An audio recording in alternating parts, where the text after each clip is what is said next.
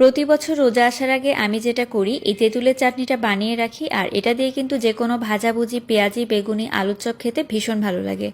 প্রথমে এখানে 300 গ্রাম পরিমাণ তেঁতুলের মধ্যে কিছুটা পানি দিয়ে আধা ঘন্টার জন্য ভিজিয়ে রেখেছিলাম। তারপর বীজগুলোকে বাদ দিয়ে কাঠটা নিয়ে নিয়েছি।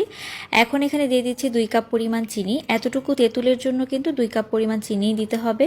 এখন কিছুক্ষণের জন্য এটাকে জাল দিয়ে দিচ্ছি 2 চামচ পরিমাণে শুকনা মরিচের গুঁড়া, 1 চামচ পরিমাণে ভাজা জিরার গুঁড়া, হাফ চামচ পরিমাণে মৌরির গুঁড়া, হাফ চামচ পরিমাণে জোয়ান বা রাঁধুনি। এখন এগুলোকে কিছুক্ষণের জন্য একটু জাল দিয়ে নিব। আর যখনই এটা জাল উঠে যাবে তখন এখানে দিয়ে দিতে হবে লবণ।